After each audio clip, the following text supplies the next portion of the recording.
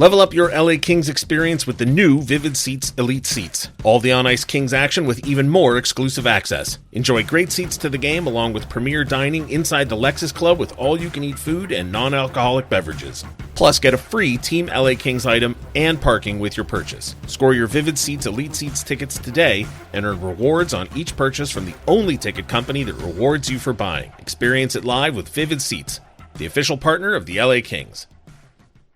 You're listening to an LA Kings podcast. For more episodes of this and every other Kings program, visit lakings.com/podcast. And here's Greentree.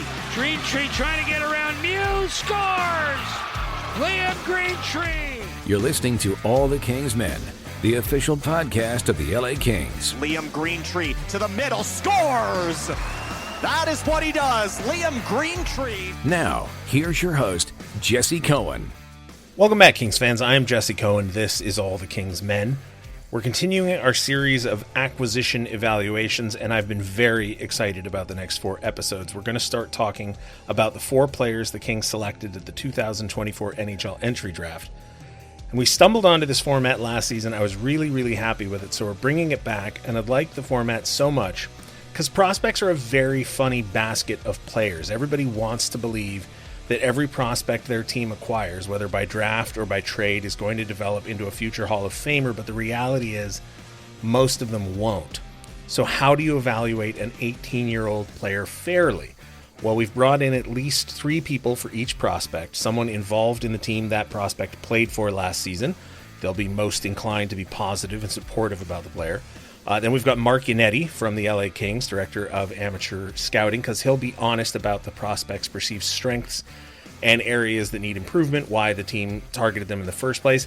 And then Chris Peters, an independent journalist who pays close attention to the draft and prospects, who will share his totally unbiased opinion about the prospect and the player they might become. Really enjoyed recording those episodes. I can't wait for you all to hear them. So we'll start it off by talking about Liam Greentree with the general manager of the Windsor Spitfires, Bill Bowler. Joining me today, Bill Bowler, GM of the Windsor Spitfires. We're here to talk about Liam Greentree, drafted number 26 overall in the first round of the 2024 NHL Entry Draft by your LA Kings. Bill, thank you so much for joining me today. Thanks for having me. So there was one thing that leapt out to me about Liam Greentree. Well, first of all, his height. That was the very first thing that leapt out to me. But the second thing was that in every draft profile I read about him, his skating was mentioned. And then when he was interviewed at the podium immediately after being drafted, he mentioned his skating. Skating has been a topic of conversation here in LA for the last couple seasons. I am one who I don't have any kind of eye or awareness of skating talent at all. I don't understand it. As far as I'm concerned, if a guy can get from point A to point B, he can skate. So, scale of 1 to 10, where is the skating issue for Liam Greentree? Again, for us at our level, there's 0 issue. Okay. And when you say an NHL first round pick, you'd think there's, no concerns or issues. I think when we talk about athletes, especially first round picks, it's the projection of what and where this young man may end up. And so for me, there's no question he can be more efficient physically when he matures. You just, again, at that level to score consistently and perform, and then you see the NHL playoffs, you can't be out there laboring. So an elite skater that can be fluid and do it over the course of a season for a number of years, I think that's what NHL teams and people are looking for. So at this time, obviously, he's an elite talent at our level. There is no issue, but as we know, every athlete can improve on something. And I know Liam and the work ethic, and I know him working with our skating coach, Coach Kathy McElwain. He's better than he was 2 years ago when he showed up. And I know what he does over the summer. I know the commitment he has to go visit Coach Kathy, etc. This young man, I think, will be an NHLer and a real good one for that. In his first season with the Spitfires, he scored 45 points in 61 games. In his second season, he scored 90 points in 64 games. How does a player double their point output in one season? I think we touched on it a bit. I think the commitment to get better, the work ethic, and then again, circumstance. You see in our level, it's very difficult to come to the OHL as a young player and produce. It's just the age discrepancy. You're dealing with 20-year-olds. And then just opportunity. Liam may have deserved more opportunity, but if you play on a older team that's stacked, we were a first-place team, and finding power play time and ice time is tough. So you got to really watch closely to see what the player can or is doing. And then obviously last season with the opportunity and the roster that was here in Windsor, Liam had ample opportunity for power play and 5-on-5 play. He ran with it. He excelled. And, it's a long answer, but that's how I guess a young man will double it. Obviously next year, I don't expect him doubling it to 180 points, but there should be still some further improvement with a stronger roster and stronger line mates, stronger team in general, etc. I expect Liam's points per game to go up again.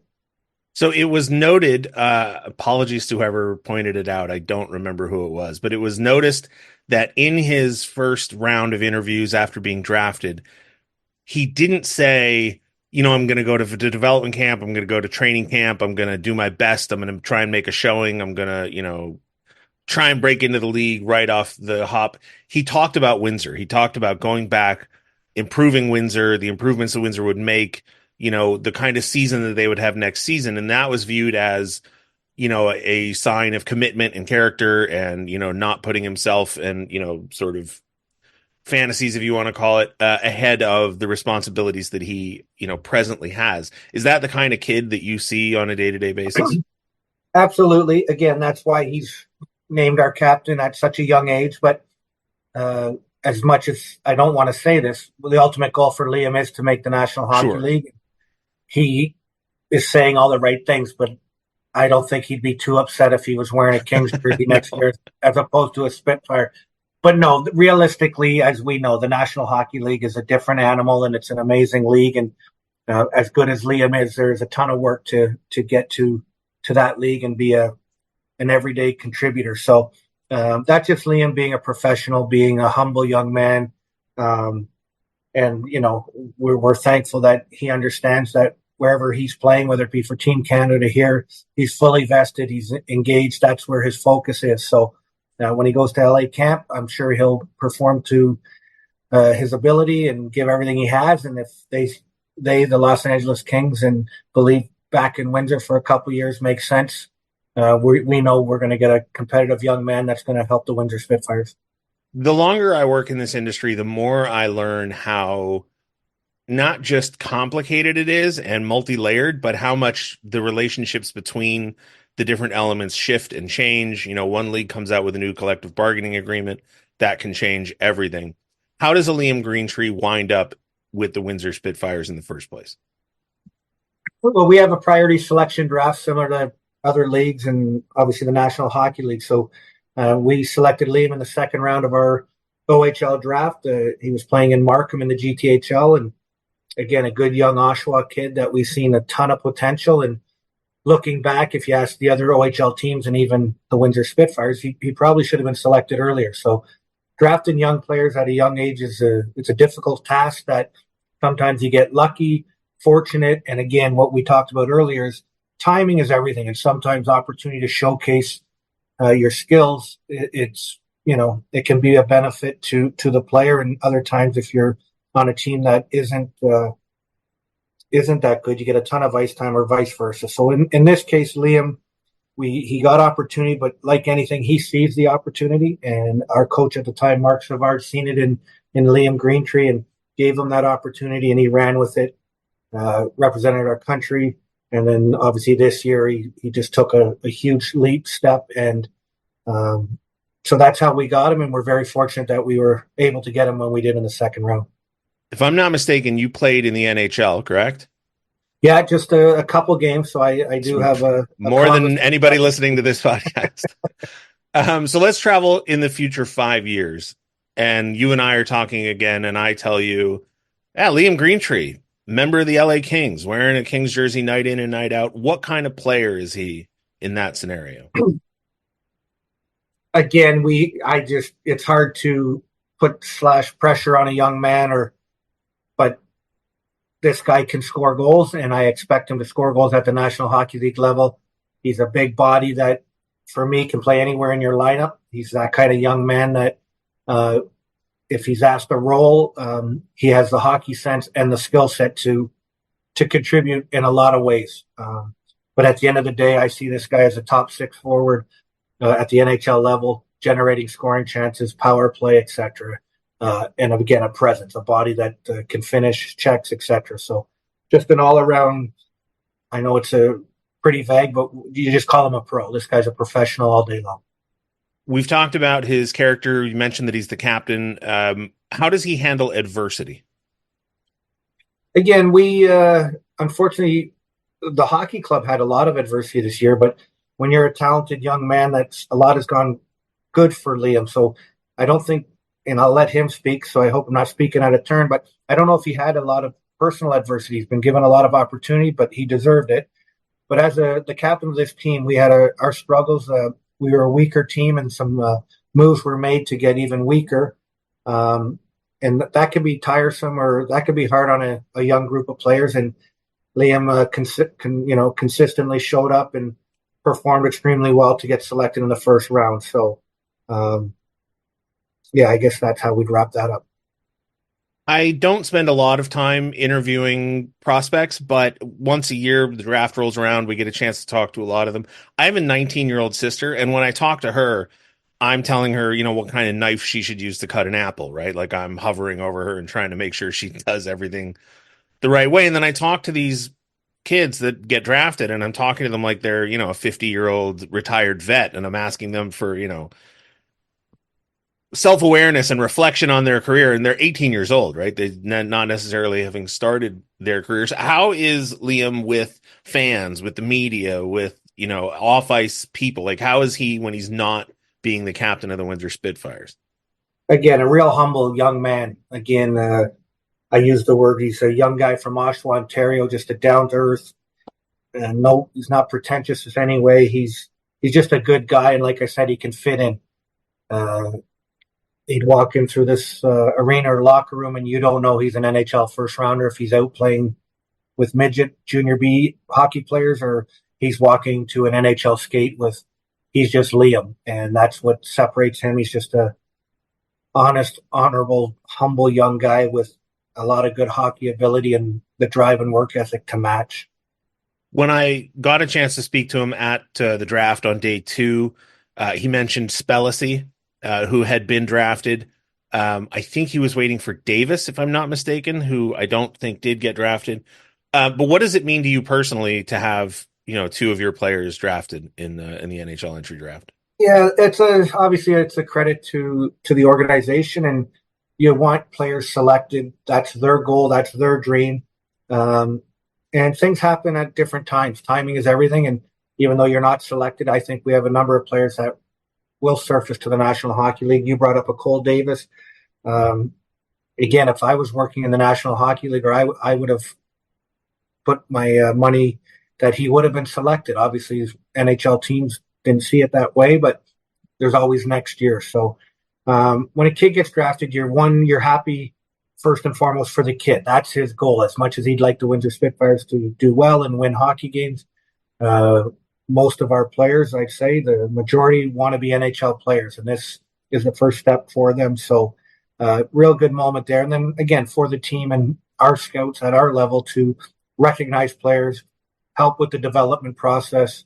These guys come in as young guys at 15, 16 years old, and next thing you know, they're walking on stage doing interviews, and it's nice to see. And then 2 years from now, the maturity of this young man leaving at 19, 20, it is quite gratifying, to be quite honest, at this level, to see the maturity, and not only on the ice but off the ice. And they start their adult lives in pro hockey. It's a rewarding job, I'll be honest. Well, having spoken to him privately for maybe 10 minutes and watched him at Dev Camp for 3 days, got a lot of high hopes for Liam Greentree. Bill, appreciate you joining me today. Thank you for your insight. Oh, my pleasure. Thank you.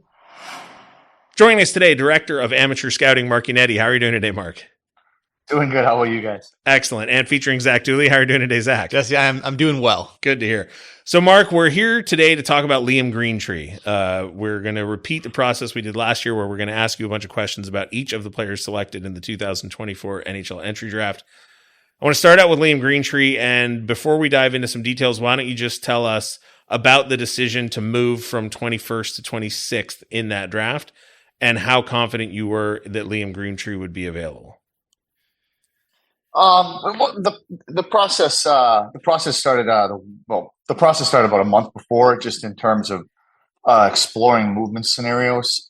As we got closer and closer to the draft, the Montreal scenario materialized. They've had a lot of picks over the last few years, so they were interested in moving up.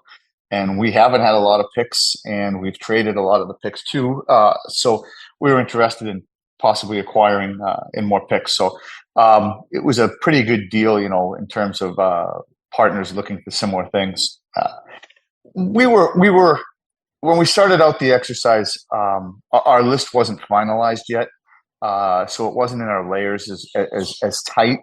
So the early process, it was more about strict value pick for pick and such. So in terms of moving back, we had a certain when it first materialized, a certain haul we wanted to get. So like we value the 21st pick as X, and we wanted to get Y and Z, which we wanted to slightly win a trade. And usually when teams are moving up, they realize that they're going to slightly lose a trade. So that's how it started. Then as we got closer in draft week, our list was almost finalized. It was in its final form. The layers were really tight. I don't know that I would say we were how sure we were going to get Greentree. Our draft models, which, as I said, our draft models happen in a vacuum. Our draft models gave us a 100% chance of getting someone from that tier. Now, a draft model is, it's good. It goes based on history, but as I said, it happens in a vacuum. So it's saying 100% gave us high confidence that we get someone from that layer. That being said, you can never be 100% sure. We had high confidence that we get someone from that layer, and then there were 4 players in that layer. There might have been a 5th who ended up there. We thought it would be one of Greentree and one other player. Our models predicted those 2 guys were there each of the time. One of those 2 guys were there each of the time we picked at 26. Greentree was there. Let's say there were 5 players that ended up in that tier. 2 of the players were there 1% of the time. A 3rd player was there. I'm guessing. I'm going back more in memory. One of the players was there 15 to 20% of the time, and then the remaining 70%, Greentree and another player were there, and the other player was there slightly more often than Greentree, not quite 2 to 1, but close. So we knew I shouldn't say knew. We had a high confidence we were going to get one of those 2 players, and as the draft went on, it went almost according to our model. The player we had the least chance of getting went first. The player with the next least went second, and then the 3rd player went before the pick as well. And then we were left with I'll just say at 20 before our pick, we were left with 2 of them. But then when we got to our pick, Greentree was the only one there from the layer. So there was never a scenario where we didn't have the play. Like, it wasn't like all the guys are gone at 15 and we're sitting there crossing our fingers, hoping that we dodge 8 picks or 10 picks and Greentree's there. At each stage, there was almost. As I said, there was 3 out of 5. We had 3 players with 5, or 4 players with 9, or 5 players with 12. As I said, I'm ballparking it not to give stuff away, but there was always the draft went more or less right to our calculations in terms of the models we created, and we ran 32 draft simulations. So when I say that there was percentages, guys. There were 32 simulations we ran using various independent lists, Central Scouting's list, Bob McKenzie's list, Wheeler's list, Pronman's list, Redline, combinations of them, other more obscure lists. We used our scouting list. We had our scouts pretend they were other teams and not just drafting based off our list. So as I said, we did 32 independent lists, and then we as I said, our scouts had a little bit more of a fantasy football day, like draft, but we did 3 scenarios that way where, so we all in all, we ran about 35 scenarios, and each time it went more or less according to plan. And in every scenario, a guy from that tier was there without us worrying that we wouldn't get a guy. All right, so let's talk about Liam Greentree, because you did select him. I'm going off of the hockey writers. I think I've done this before in the past. I'm going to read you his strengths, Mark, and you go ahead and comment on any that leap out to you. Strengths listed as shot and shot variety, creativity with the puck, and high motor. I don't know that I agree with the high motor. The shot variety, the creativity, he's elite in all of those 3 categories. The high motor is a tough one. I mean, the kid played. I don't know how he averaged. All I can tell you is he played. I think at the end of the year when we watched him based on his ice time, he was averaging 6 or 7 minutes more than the next closest guy. He played a ton. He played too much. So I actually thought there were games that by the third period, he looked worn down. And as I said, I don't know that. As I said, I would disagree with the pace one, and that's partially due to his usage. Being used as a first line center on a team that didn't have a whole lot, so he was getting first line. He's getting the worst possible matchups every single night, and he was being used in every situation, and he was dead tired. In every game I saw him, he was out of gas. So I would disagree with the motor. Creativity is off the charts high. He can create offense individually. He can pass it. He can shoot it. He can drive lanes. He can do offense from the half court. He can produce it from the half wall. He can do it from below the goal line. His vision is exceptional. So he's a dual threat offensive guy, especially in the half court where teams really have to. If they key on him, he finds an open guy. If they lay off him a bit, he exploits them individually. Yank, when you spoke after the draft about all the players, one line that you used stood out to me the most, which was he has the skill of a smaller guy and the body of a bigger guy. And that was the lens I tried to watch him through at development camp, was like, did he have those stick handling moments, those creative moments that a little guy might have, but then he could take his big body and get the puck to the net? Seemed like he was able to do that. Would you prefer a player like that where you can add those other elements to it, because you can't teach size and you can't teach skill? Everything being equal, I'd rather have a big giant guy. I'd rather have Patrick Kane at 6'3" than Patrick Kane at 5'10". So yes, he's as I said, one of the things is intriguing. It goes back to that offensive versatility. When all things break down and he has to force his way to the net, he can do it. When all things break down for a smaller guy, he doesn't have that asset or that element to fall back on. So as I said, it's not that the small guy can't figure it out. It's just that, if worse comes to worse, he can bull his way through. And you know what? Bullying your way through too. I don't think he's close in terms. He's a big guy and he's strong on the puck and he's got a good line of protection when defense are engaging him. But I don't necessarily think he's trained even the right way. I think there's a lot. Guys are using the term runway now, so I'll hop on that bandwagon. There's a lot of runway in terms of what he has left developmentally in terms of training his body to take advantage, to train his body like functional training, or to explode more when guys are on him, to deal with traffic, to protect the puck. So I think that's a skill and an asset he has now, but it's still at the lower end of the development scale. So yeah, the bigger guy. I mean, as I said, I stand by that.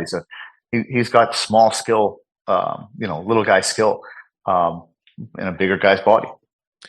The opposite side of the strengths on Hockey Writers, one of the reasons I like using this is it listed as under construction. It's not a weakness necessarily. It's under construction. You sort of addressed some of it just there, but the three things that they list as under construction are physicality, consistency in decision-making, and skating and quickness. Every scouting report I saw of this kid listed skating as in the under construction category. Including Liam's of himself. And he right? included himself. Yeah. So we've talked to you about skating in the past, Mark, but any thoughts about those three under construction areas? I'd be interesting in for me, if they're talking about decision making, I would hope that I would expect our guys to be a little more specific. So if I address decision making, if it's with the puck, no, I don't agree with it at all. Whoever wrote that either didn't watch him play or doesn't understand hockey. Now, if they're talking about his decision making defensively, now I can start tying that in a little bit, and I would agree with that. But that kind of goes to the pace that we were talking about, and it goes to the skating a little bit too. There's no doubt his skating needs to improve. There's certain aspects of his skating that have to get better. He's actually not bad east-west in small areas. I shouldn't say he's not bad. He's actually good, in those smaller areas. And again, that kind of goes with the skill and his skating. It gives him a little bit of a skill in a sense. It gives him a little bit of a jump in the skating. But his speed needs to get a little bit better. His power needs to get a little bit better. And I think the pace of his play needs to get a little bit better. And that goes to skating a little bit too. But as I said, it's hard to look good skating when you're dog tired. As I said, when you're a 17-year-old in a bigger body and you're playing that 23rd to 26th minute of a game, and you've been under siege because they were a bottom team. That's just a fact. Windsor wasn't a very good team last year. And you're playing those hard minutes and guys are keying on you. You don't have the luxury of being on London, where if they key on Cowan, O'Reilly goes. And if they key on O'Reilly, Halpinen goes. And if they key on Halpinen, Dickinson can get involved in the offense. So, they don't have that multifaceted attack. So a lot of those times, when people are watching him, the skating breaks down because he doesn't have that natural speed and that natural glide or explosion. So when he gets tired, it exacerbates everything and it looks a little worse. So he does need to improve his, I would say that his skating, if I were, I would say it's slightly below average. If people like to use that 10-point scale, I would say that his east-west, his short area skating is probably a 6. Maybe it's slightly better at a 6.5. His power is probably a 6.5 to a 7. And then, his speed, his rush-based play, his skating like Dale, then it's maybe down, maybe at a 4, 5. But there's no technical flaw. Like when you look at Toffoli when we drafted him and he fell because of his skating, or Pearson who fell because of his skating, there were no technical flaws there. Toffoli's a more apt comparison than Pearson. Similar things. Toffoli had a slight flaw. Pearson had none. Those can improve. If you go to a Mersch, then there's a now you're getting more, not only a technical flaw, but a major technical flaw. And then it becomes harder and harder, if not impossible, to improve. So he's not there on that side of the scale. He's got not much of a flaw. I would anticipate that when it's all said and done, if he trains the right way, does the work, focuses on the skating, I would think that his overall skating would probably approach a 6, optimistically a 6.5, and should be no less than a 5, 5.5. And then so we talked about decision making. Same thing, decision making in the D zone. Yeah, I mean, yes, it's there's a whole bunch of things. First of all, with the exception of a few kids in junior hockey and high school hockey and even college hockey, you could say that about a lot of kids' defensive decision making. They want to score. They set themselves. As I said, most of the guys that get drafted, if you could be in a neutral defensive or offensive position on a guy, they're always going to be in the offensive position, i.e., the position that allows them to jump towards the offensive side the quickest. It's no, as I said, if you just go back on guys who drafted, even like a Nick Dowd, who's a defensive first guy, in the league and a higher functioning C4, Nick Dowd was on he was on the offensive side of every defensive play when he was 17. So that's normal. So that's no different with him. He does get a little tired, and as I said, this is where the pace affects him. When he's when he's resting, you got a choice to rest. You can rest on the offensive side or the defensive side. Well, I know where I'm resting. You can get 100 points, you can get 50 points. Which are you going to choose? So some of it's circumstance in terms of he's getting his rest on the defensive side of the puck. And then, as I agree with some of this, he could position himself better. He could, there are some subtleties. There's some times where he's tracking back and he doesn't have awareness on the weak side, or what you want to call the blind side of danger. As I said, I think that's as much. I was looking at this when we're talking. If a guy has hockey sense offensively, can he not? Is there any situation where he doesn't have hockey sense defensively? And we're talking Haley's Comet rare when we come up with that. A guy sense translates on both sides of the puck. He has high level sense on the offensive side of the puck. So, in our assumptions, in our previous evaluations of players, the guys who have higher sense one way tend to have good enough sense or high sense the other way. It's just a matter of desire, will, mindset, and his mindset isn't there yet. His mindset's scoring 100 points, just like Toffoli's was. Even Conmee, even Connors, and Wright, who were defensive first guys already in college now, when approaching their last year, they weren't developed offensively. So with him, I think it's more of a mindset. Mark Yannetti, thank you so much for joining us. Really appreciate your insight. Oh, happy to do it. Joining us today, NHL Entry Draft expert for Flow Hockey and friend of the program, Chris Peters. How you doing today, Chris? Jesse, I'm doing great, and it's good to be with you guys. It's summer, yet the 2025 draft season starts this weekend, so sure it does. I'm just tired all the time now. I guess that's what I have to do. Hey, that's part of the maturation process. Yeah, we love it. We love it. Before we get into draft picks, though, Chris, I do want to get confirmation from you. I haven't really had this conversation with too many people, but the Sphere in Las Vegas is one of the rare things on this planet I've personally experienced that cannot be explained. You just have to experience it for yourself. I think that's exactly right.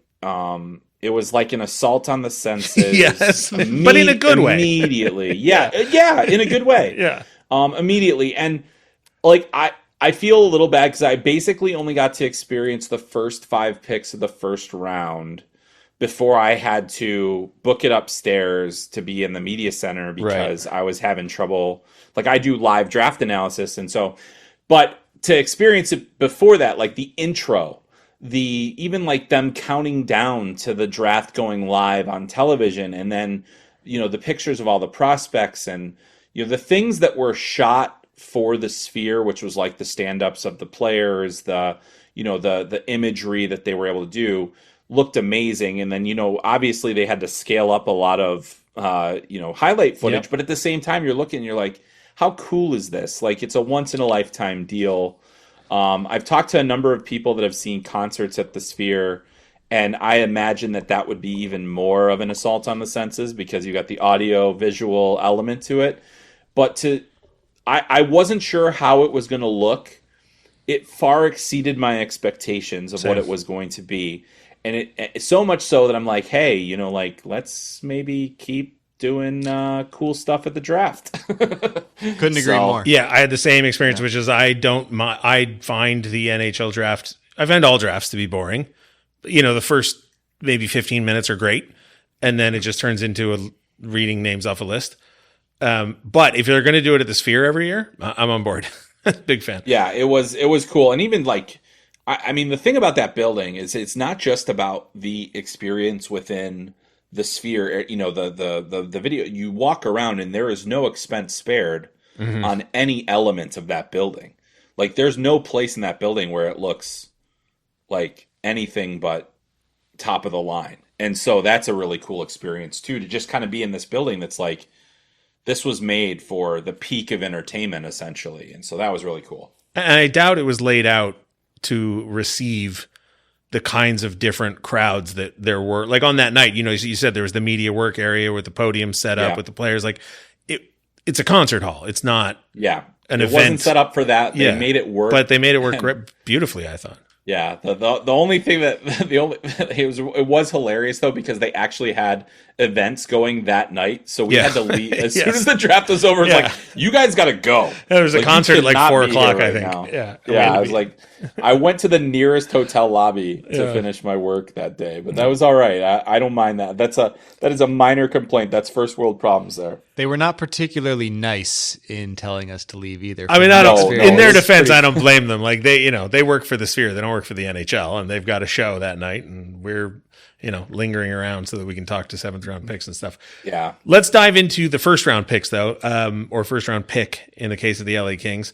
The LA Kings trade down from 21 to 26. They wind up selecting Liam Greentree, and 2 words constantly referenced in all of our conversations about Liam Greentree: size and skating. Mm-hmm. Not much to be said about size. Dude's huge. So then that leaves the question of skating. Any thoughts on Liam Greentree going late in the first round?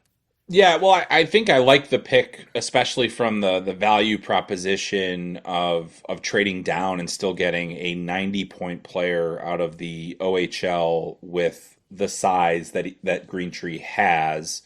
But he is not a pick without risk. You talk about the skating, and that is an element that, is the one where there's concern, right? Like, he's not a finished product in that way. At times he can be a little bit behind the play or behind the pace of play. However, where he makes up for that is in the hockey sense department. I think that's another thing that really comes to mind for me with Liam Greentree is he is an intelligent hockey player. He makes good decisions with the puck. He makes a lot of positive plays, and he's more dangerous with the puck on his stick. And so that's a good thing. When you have that in the package, the size package that he has, and you consider that he had a really exceptional rookie season in the OHL as well, and then built off of that on a Windsor team that, wasn't real good, so like there's been that speaks to me a lot. He also was a captain in his draft year, and I don't think that's something to overlook. So there's a lot of things to like about Liam Greentree. There's a lot of things he's going to have to work on to be an NHL player. The skating is one thing.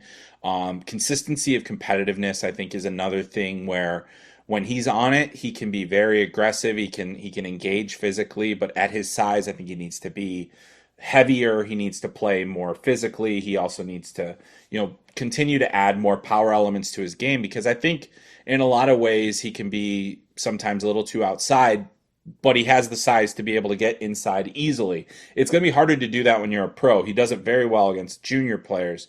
So it's just a matter of increasing that compete level.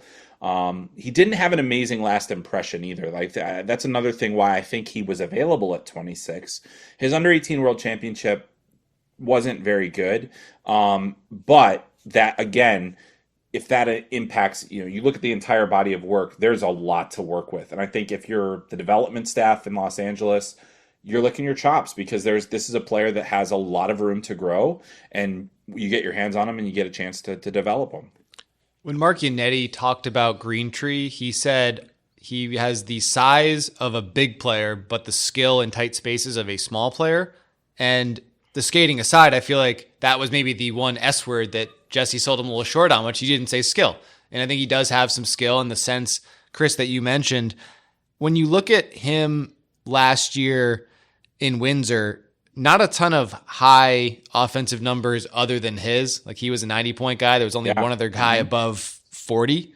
How does that kind of factor into an evaluation process if you have a guy who scores kind of on his own on a team that obviously was very young and not very good?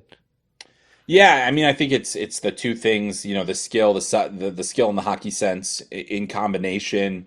Obviously played major minutes too. I mean, I think that's the other thing, is that when you're the go-to guy on a team, you're going to get the opportunities. So the fact that he's so far ahead of the rest of his team is not necessarily a huge surprise, but it is, important factor in the evaluation. And I'd say, the thing about that Mark said about him being a big player with a small player's skill, that is the thing, is that it's often with those bigger players, it's hard to get, the soft touch skills, the hand skills, the ability to read and react in plays. And I think that those are the things that he does so well that, you aren't going to have to train that. I think you can train the player to be stronger, to be more physical, to be, sometimes it's hard to bring out that, natural competitiveness that they're just not going to be denied for loose pucks, for, getting back on defensively. I mean, this Windsor team, you look at, they had a very difficult time defending anybody, and that is going to have to be a point of, work and something that Greentree is going to have to do. And the fact is that long term, he's not going to be a two-way defensive stalwart winger. I mean, and that's the thing. He's a wing. He's a scorer. He is going to produce. I think he has tremendous potential to be a top 6 player. We talked about that bad last impression at the Under-18 World Championship. He started in an elevated role, didn't quite work out, moved down to the bottom of the lineup, and I don't think he knew how to play in that kind of setting. And so that's not necessarily a bad thing, because if he's going to be a top 6 player, then you're like, all right, well, he's going to find ways to impact the game that a top 6 player needs to. So we'll see where that all ends up, where that goes.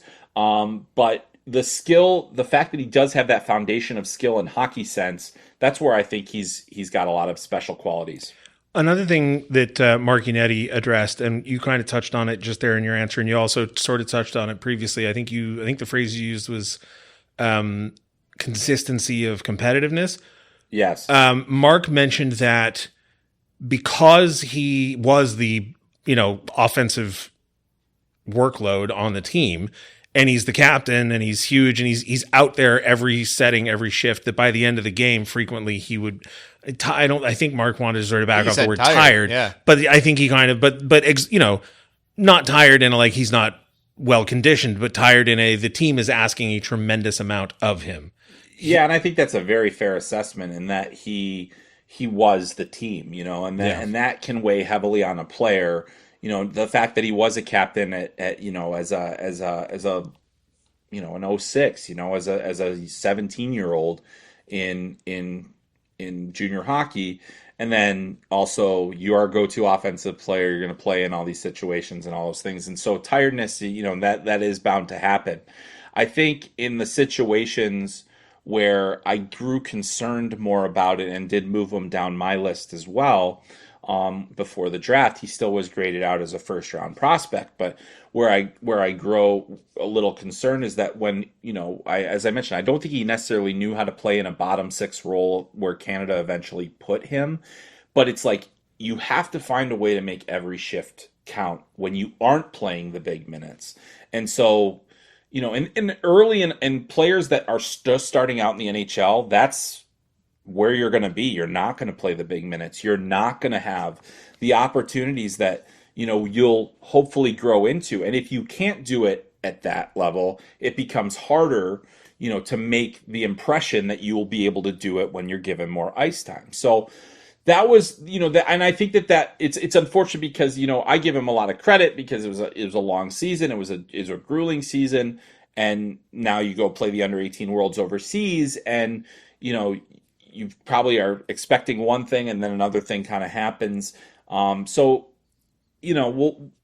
Ultimately the good news is he's young. There's a long time. There's a lot that he can do. As I mentioned, I think that there are things that you can do to build up a player's willingness for I don't think he's unwilling to compete, it's not like he's lazy. I think that there are just enough things where it's like away from the puck, the effort level is going to have to improve. And I think that's going to be the challenge as he develops in junior, and then as he comes up. He's probably a player that's going to hit those rungs where it's going to be junior, it's going to be AHL, and then it's going to be the next thing. So, he's not going to, I don't, unless there's a massive change in him, I don't think that there's, that he's got a short NHL timeline. I think he's got a longer, he's the good kind of project to have because he does have that skill. So if in 10 years from now, we're having this conversation and I say to you, hey, you know who really worked out and is a great member of the LA Kings organization? It's Liam Greentree. What kind of player am I talking about? I think you're talking about a player that impacts the game offensively, that produces points, that is contributes away from the puck in enough of a way where, he's not a liability on the ice, that there is... that he can be a top six player. I mean, I think that for when you have a guy of his size and his ability, you want to see that guy in an elevated role. I think anytime you draft a first round player, you're expecting them to be part of the higher parts of your lineup. In some cases, you're drafting and you're saying, we know this guy isn't going to be a star, but he fits our profile or whatever. But I think when you draft a guy that had 90 points in his draft season, a guy that has the size that Greentree does, and then also has that skill and hockey sense combo. There were a lot of people that had these same kind of concerns about Jason Robertson, and he was a very similar size, similarly poor skating, but high end hockey sense and high skill, and always put up points regardless of how bad the team he was on. And so that's the thing where I'm like, if that's the top end, right? Like that's a high end ceiling. You're not looking for it. Like that's not going to be your successful pick. But I think that we're talking about a guy that is in probably your second line, provides secondary scoring, is, I think he could be a potential 50 to 60 point guy on the regular. That's going to be a really good, I think anytime you can get that out of a first round pick, especially in that last section of the first round, that's a really good thing to have. I took that Jason Robertson comparison from a well-known prospect writer and put it into my website the second the Kings drafted Liam Greentree. I don't know. Don't recall where that came from, but it was a nice reference. Yeah, that's the one. If you're not a great skater, but you have good hockey sense and skill, I think like the default, and you have the size too, like that's kind of the default, because Jason Robertson was a player I was very, very wrong about. For the same and I feel like Greentree is like one of those guys where I'm like, I'm taking those lessons, putting them into this guy. But I don't, I would say that's the very tip top of the chain there. Well, Chris Peters, we really appreciate your time and insight. Thank you so much. Hey, my pleasure, guys.